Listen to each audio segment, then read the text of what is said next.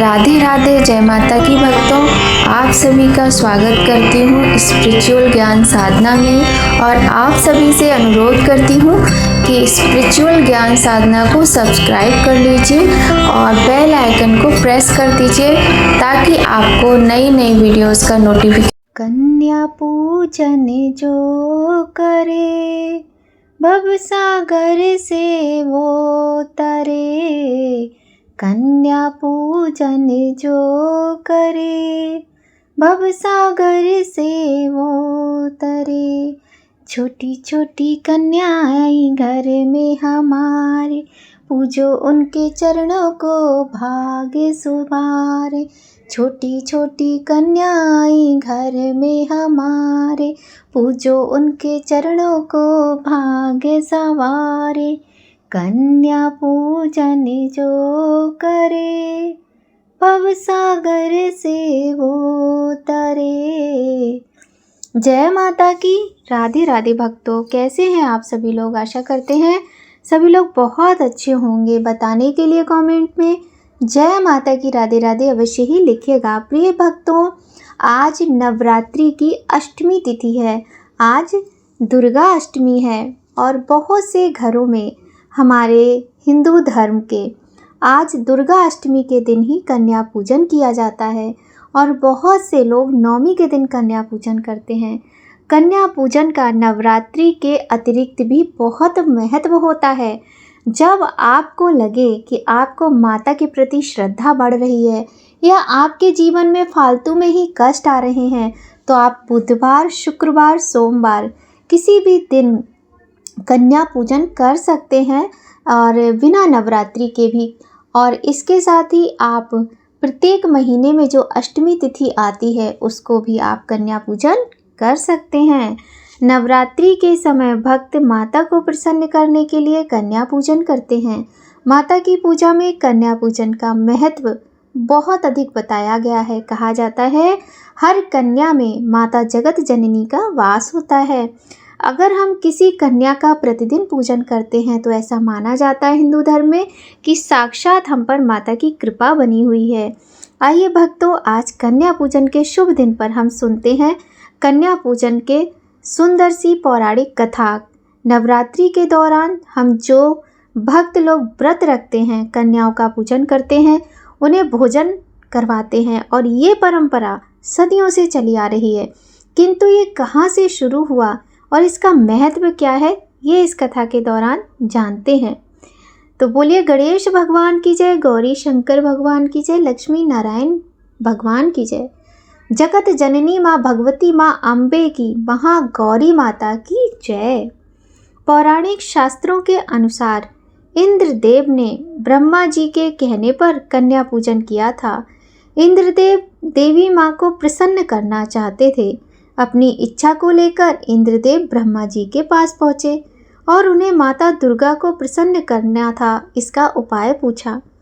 ब्रह्मा जी ने इंद्रदेव से कहा कि देवी माता को प्रसन्न करने के लिए आपको कन्याओं का पूजन करना चाहिए और उन्हें भोजन कराना चाहिए। ब्रह्मा जी की सलाह से इंद्रदेव ने माता की विधि विधान से पूजा करने के बाद कुंवारी कन्याओं का पूजन किया और उन्हें भोजन कराया। इंद्रदेव के सेवा भाव को देखकर माता प्रसन्न हुई और उन्हें आशीर्वाद दिया। ऐसा माना जाता है कि तभी से कन्या पूजन की परंपरा प्रारंभ हुई। तो भक्तों, कथा बहुत ही छोटी सी थी किंतु बहुत ही सुंदर और गहरी बात है।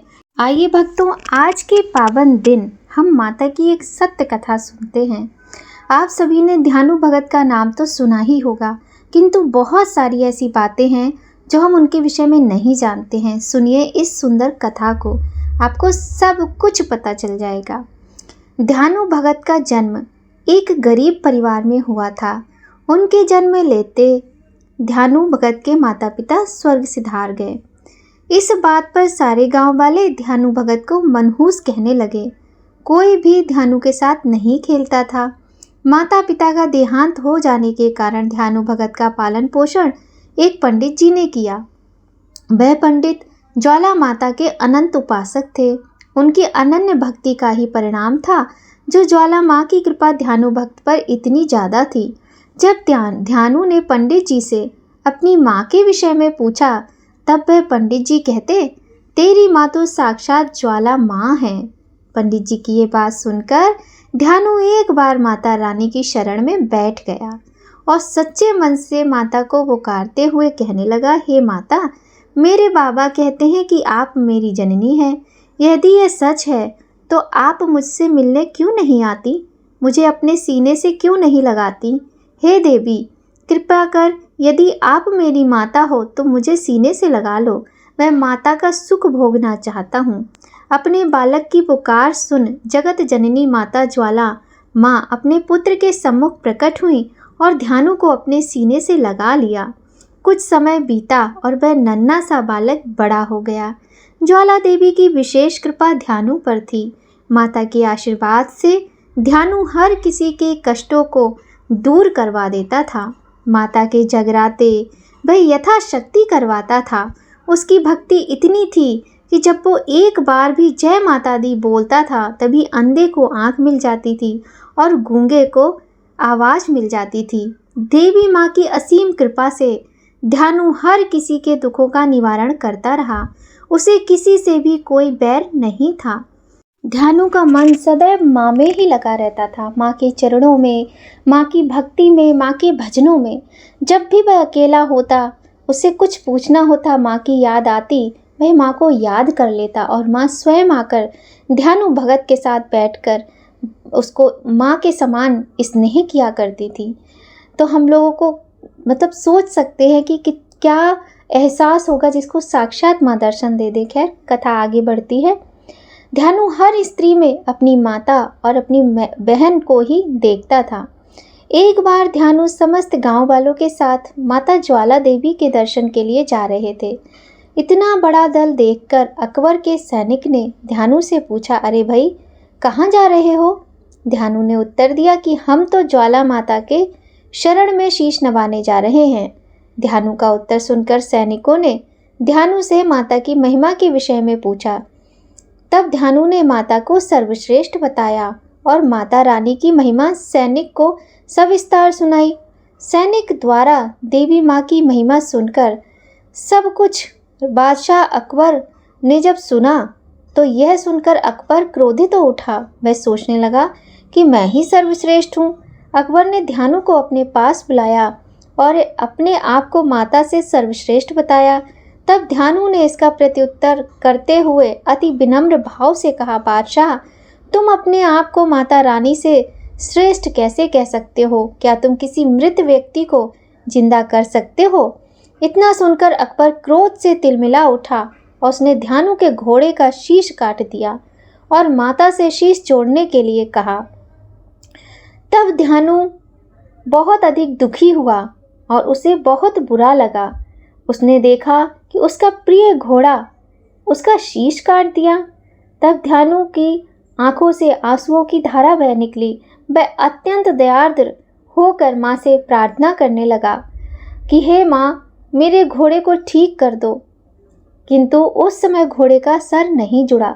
जब घोड़े का सर नहीं जुड़ा तब ध्यानु ने अपना शीश माता को अर्पित कर दिया। तभी माता प्रकट हुई और ध्यानु व घोड़े का सर जोड़ दिया। जब यह बात अकबर ने सुनी तब वह क्रोध से तिलमिला गया और उसने देवी ज्वाला पे तवे ढक दिए, पर वह जोत तवों को चीरकर बाहर आई। फिर अकबर ने ज्वाला माता के दर के पास नहरें खुदवाईं, पर ज्वाला पानी से भी ना बुझी। तब अकबर को माता पर पूर्ण विश्वास हुआ और वह बड़े अभिमान के साथ देवी ज्वाला के मंदिर में सोने का छत्र लेकर गया, पर वह छत्र अभिमान से दिया गया था, इसलिए वह छत्र सोने से बदलकर किसी और धातु में परिवर्तित हो गया। तत्पश्चात अकबर लौट आया और आप सभी को पता होगा कि वह छत्र आज भी माता ज्वाला के मंदिर में रखा हुआ है और ना ही वह सोने का है। आज तक कोई पता ही नहीं लगा पाता है कि वो किस धातु का है। बोलिए ज्वाला माता की जय, बोलिए ध्यानु भगत की जय। तो भक्तों, ये है हमारी माता की शक्ति, यह है एक भक्त की भक्ति जिसने माता को मजबूर कर दिया। जिस ध्यानु भगत की भक्ति ने माता को मजबूर कर दिया कि माता स्वयं आकर उस बच्चे के अश्रु पोंछने लगी और माता ने अपने हृदय से लगा लिया और एक माँ का प्रेम दिया। तो बोलिए माता जगत जननी माँ भगवती की जय। एक समय बृहस्पति जी ने ब्रह्मा जी के समक्ष चैत्र व आश्विन मास के शुक्ल पक्ष में पड़ने वाले नवरात्र का महत्व जानने की इच्छा जताई। उन्होंने कहा, इस व्रत का क्या फल है, इसे किस प्रकार किया जाता है, सबसे पहले इस व्रत को किसने किया था, ये सब विस्तार से कहिए।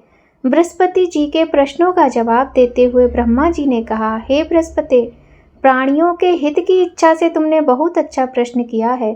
जो मनुष्य मनोरथ पूर्ण करने वाली माँ दुर्गा, महादेव, सूर्य नारायण का ध्यान करता है वे धन्य है। यह नवरात्र व्रत संपूर्ण कामनाओं को पूर्ण करने वाला है। इस व्रत को करने से पुत्र सुख, धन, विद्या और सभी प्रकार के सुख मिलते हैं। इस व्रत को करने से रोग दूर हो जाता है, घर में समृद्धि की वृद्धि होती है, वंध्या को पुत्र प्राप्त होता है, समस्त पापों से मुक्ति मिल जाती है और जो भी मनोकामना होती है वह सब पूर्ण होती है। जो मनुष्य इस नवरात्र व्रत को नहीं करता वह अनेक दुखों को भोगता है। यदि व्रत करने वाला मनुष्य सारे दिन का उपवास ना कर सके तो एक समय भोजन करे और 10 दिन बांधवों सहित नवरात्र व्रत की कथा का श्रवण करे। हे बृहस्पति, जिसने पहले इस महाव्रत को किया है वह कथा मैं तुम्हें सुनाता हूँ। ब्रह्मा जी बोले, प्राचीन काल में मनोहर नगर में पीठत नाम का एक अनाथ ब्राह्मण रहता था। वह माँ दुर्गा का भक्त था। उसे संपूर्ण सद्गुणों से युक्त सुमति नाम की एक अत्यंत सुंदर कन्या उत्पन्न हुई। वह कन्या अपने पिता के घर में अपनी सहेलियों के साथ क्रीड़ा करती हुई इस प्रकार बढ़ने लगी जैसे शुक्ल पक्ष में चंद्रमा की कला बढ़ती है। उसका पिता प्रतिदिन जब दुर्गा पूजा करके होम किया करता था तब वह कन्या उस समय नियम से वहां उपस्थित रहती। एक दिन सुमति भगवती के पूजन में उपस्थित नहीं हुई। उसके पिता को पुत्री की ऐसी असावधानी देखकर क्रोध आया और वह पुत्री से कहने लगा, अरे दुष्ट पुत्री, आज तूने भगवती का पूजन नहीं किया, इस कारण मैं किसी कुष्ठ रोगी या दरिद्र मनुष्य के साथ तेरा विवाह करूंगा। पिता की बात सुनकर सुमति को बड़ा दुख हुआ और पिता से कहने लगी, हे पिता, मैं आपकी कन्या हूँ तथा सब तरह आपके अधीन हूँ। जैसी आपकी इच्छा हो वैसा ही करो, चाहे राजा से, चाहे कुष्ठी से, चाहे दरिद्र से, जिसके साथ चाहो मेरा विवाह कर दो, पर होगा वही जो मेरे भाग्य में लिखा है, क्योंकि कर्म करना मनुष्य के अधीन है पर फल देना ईश्वर के अधीन है।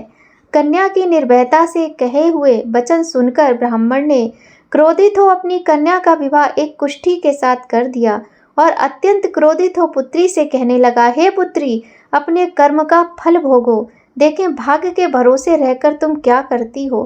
पिता के ऐसे कटु वचनों को सुन सुमति मन में विचार करने लगी, अहो मेरा बड़ा दुर्भाग्य है जिससे मुझे ऐसा पति मिला। इस तरह अपने दुख का विचार करती हुई वह कन्या अपने पति के साथ वन में चली गई और डरावने कुशायुक्त उस निर्जन वन में उन्होंने वह रात बड़े कष्ट से व्यतीत की। उस गरीब बालिका की ऐसी दशा देख देवी भगवती ने पूर्व पुण्य के प्रभाव से प्रकट हो सुमति से कहा, हे दीन ब्राह्मणी, मैं तुझसे प्रसन्न हूँ, तुम जो चाहो सो वरदान मांग सकती हो। भगवती दुर्गा का ये वचन सुन ब्राह्मणी ने कहा, आप कौन हैं? वह सब मुझसे कहिए। ब्राह्मणी का ऐसा वचन सुन देवी ने कहा कि मैं आदिशक्ति भगवती हूँ और मैं ही ब्रह्म विद्या व सरस्वती हूँ। प्रसन्न होने पर मैं प्राणियों का दुख दूर कर उनको सुख का वरदान देती हूँ। हे ब्राह्मणी, मैं तुझ पर तेरे पूर्व जन्म के पुण्य के प्रभाव से प्रसन्न हूँ। तुम्हारे पूर्व जन्म का वृतांत सुनाती हूँ, सुनो। तो पूर्व जन्म में निषाद की स्त्री थी और अति पतिव्रता थी। एक दिन तेरे पति निषाद ने चोरी की। चोरी करने के कारण तुम दोनों को सिपाहियों ने पकड़ लिया और जेल खाने में कैद कर दिया। उन लोगों ने तुझको और तेरे पति को भोजन नहीं दिया।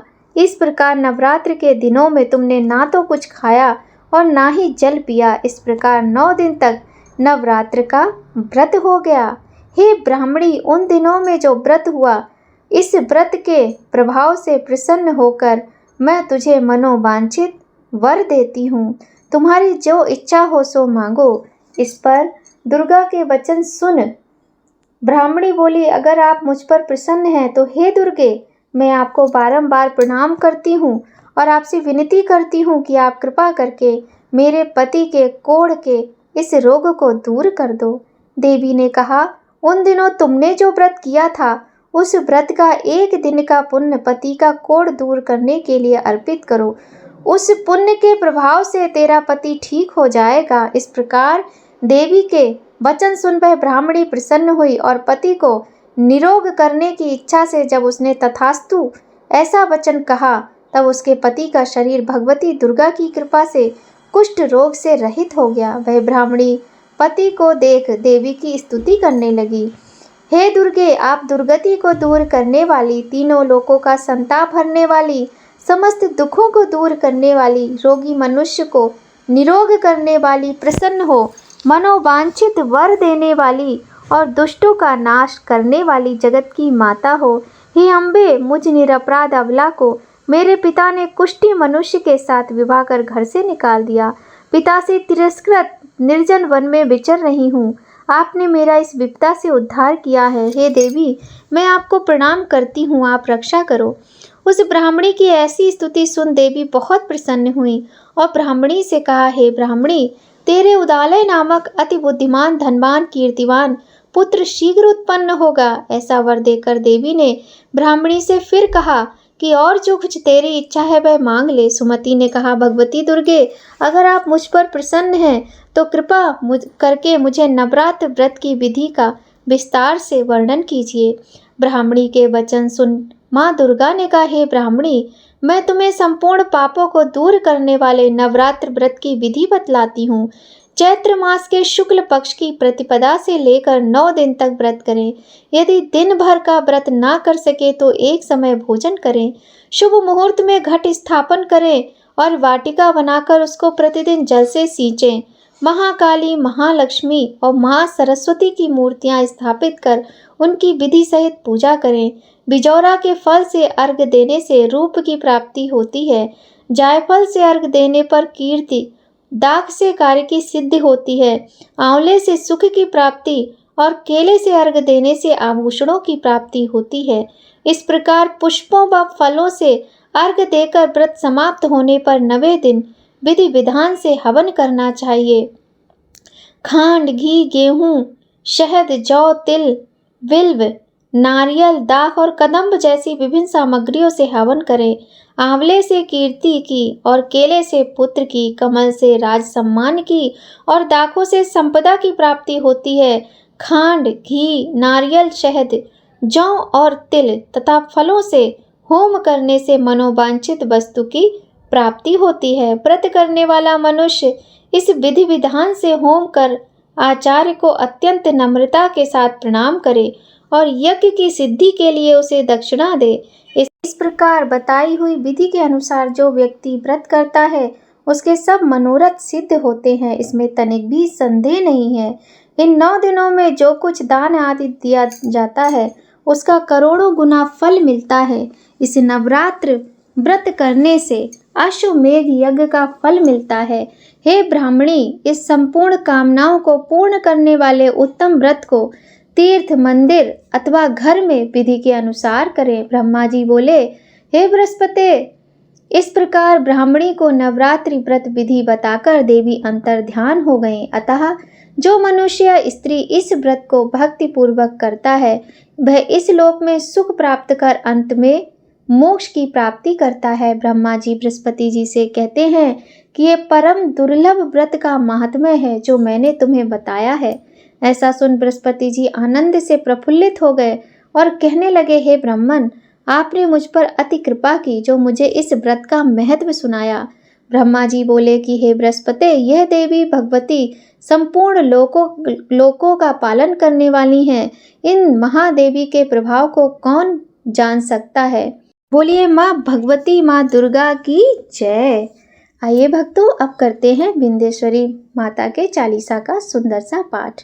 नमो नमो बिंदेश्वरी, नमो नमो जगदम्ब, संत जनों के काज में करती नहीं विलंब। जय जय जय विंध्याचल रानी, आदिशक्ति जगविदित भवानी, सिंह वाहिनी जय जगमाता। जय जय जय त्रिभुवन सुखदाता, कष्ट निवारण जय जय जगदेवी। जय जय संत असुर सुर सेवी, महिमा अमित अपार तुम्हारी, शेष सहस मुख हर्ष वर्णत हारी। दीनन को दुख हरत भवानी, नहीं देखो तुम सबको दानी। सब कर मनसा पूर्वत माता, महिमा अमित जगत विख्याता। जो जन ध्यान तुम्हारो लाभे, सो तुरतहि वांछित फल पावे। तुम्हें वैष्णवी तुम्हें रुद्राणी, तुम्हें शारदा और ब्रह्मानी, रमा राधिका श्यामा काली। तुम्हें मातु संतन प्रतिपाली, उमा माधवी चंडी ज्वाला। बेगी मोह पर हो दयाला, तुम्हें हिंगलाज महारानी। तुम्हें शीतला अरु विज्ञानी, दुर्गा दुर्ग विनाशिनी माता। तुम्हें लक्ष्मी जग सुखदाता, तुम्हें जानवी अरु रुद्रानी। हे मावती अम्ब निर्वाणी, अष्टभुजी बाराहिनी देवा। करत विष्णु शिव जाकर सेवा, 64 देवी कल्याणी। गौरी मंगला सब गुण खानी, पाटन मुंबा दंत कुमारी। भाद्रकाली सुन विनय हमारी, वज्र धारणी शोक नाशिनी। आयु रक्षिणी विंध्यवासिनी, जया और विजया बैताली। मातु सुगंधा अरु विकराली, नाम अनंत तुम्हारे भवानी। वरने कि मानुष्य अज्ञानी, जा पर कृपा मातु तब होई। जो भय करे चाहे मन कोई, कृपा करो मोह पर महारानी। सिद्ध करो अम्बे मम्बानी, जो नर धरे मातु कर ध्याना। ताकर सदा होए कल्याणा, विपत्ति ताई सपने नहीं आवे। जो देवी कर जाप करावे, जो नर कह ऋण होए अपारा। सो नर पाठ करे शतबारा, निश्चय ऋण मोचन हो जाए। जो नर पाठ करे चितलाई, अस्तुति जो नर पढ़े पढ़ावे। या जग में सो बहु सुख पावे, जाको व्याधि सतावे भाई। जाप करत सब दूर पर आई, जो नरति बंदी मह सो होई। 12,000 पाठ कर सोई, निश्चय बंदिते छुट जाई। सत्य वचन मम मानो भाई, जा पर जो कछ संकट होई। निश्चय दे मई सुमिरह सोई, जाके पुत्र होई नहीं भाई। जो नरिया विधि करे उपाय, 5 वर्ष जो पाठ करावे। नवरातन में विप्र जिमावे, निश्चय होई प्रसन्न भवानी। पुत्र देता कह गुण खानी, ध्वजा नारियल पान चढ़ावे। विधि समेत पूजन करवावे, नित्य प्रति पाठ करे मन लाई। प्रेम सहित नहीं आनु पाई, हे श्री विंध्याचल चालीसा। रंक पड़त होवे अवनीसा, ये जन अचरज मानो भाई। कृपा दृष्टि जा पर हो जाई। जय जय जय जग मात भवानी, कृपा करो मोई निज जन जानी। बोलिए दुर्गा माता की जय, बोलिए अम्बे माता की जय, बोलिए महागौरी माता की जय, विंध्याचल वासिनी माता की जय। जय अम्बे गौरी मैया, जय श्यामा गौरी। तुमको निश दिन ध्यावत हरि ब्रह्मा शिवरी। ओम जय अम्बे गौरी, मांग सिंदूर विराजत। टीको मृग मद को मैया, टीको मृग मद को। उज्ज्वल से दो नैना चंद्र बदननी को। ओम जय अम्बे गौरी, कनक समान कलेवर। रक्तांबर राजे मैया, रक्तांबर राजे। रक्त पुष्प की माला कंठन पर साजे। ओम जय अम्बे गौरी, के हरि वाहन राजत। खड्ग खपर धारी मैया, खड्ग खपर धारी। सुर नर मुनि जन सेवत, तिनके दुख हारी। ओम जय अम्बे गौरी, कानन कुंडल शोभित। नासाग्रे मोती मैया, नासाग्रे मोती। कोटिक चंद्र दिवाकर, राजत समज्योति। ओम जय अम्बे गौरी, शुंभ निशुंभ विदारे। महिषासुर घाती मैया, महिषासुर घाती। धूम्र विलोचन नयना, निश दिन मदमाती। ओम जय अम्बे गौरी, चंड मुंड संहारे। शोणित बीज हरे मैया, शोणित बीज हरे।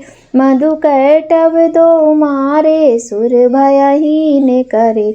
ओम जय अम्बे गौरी, ब्रह्माणी रुद्राणी। तुम कमला रानी मैया, तुम कमला रानी। आगम निगम बखानी तुम शिव पटरानी। ओम जय अम्बे गौरी 64 योगिनी गावत नृत्य करत भैरो। मैया नृत्य करत भैरो। बाजत ताल मृदंगा हरु बाजत डमरू। ओम जय अम्बे गौरी तुम ही जगत की माता। तुम ही हो भरता मैया तुम ही हो भरता। भक्तन की दुख हरता सुख संपत्ति करता। ओम जय अम्बे गौरी भुजाचार्य अति शोभित वर मुद्राधारी। मैया खड्ग खपर धारी। मन वांछित फल पावत सेवत नर नारी। ओम जय अम्बे गौरी कंचन थाल विराजत अगर कपूरवाती। मैया अगर कपूरवाती। श्रीमाल के तुम्हें राजत कोटि रतन ज्योति। ओम जय अम्बे गौरी श्री अम्बे जी की आरती जो कोई जन गावे। मैया प्रेम सहित गावे। कहत शिवानंद स्वामी सुख संपत्ति पावे। ओम जय अम्बे गौरी।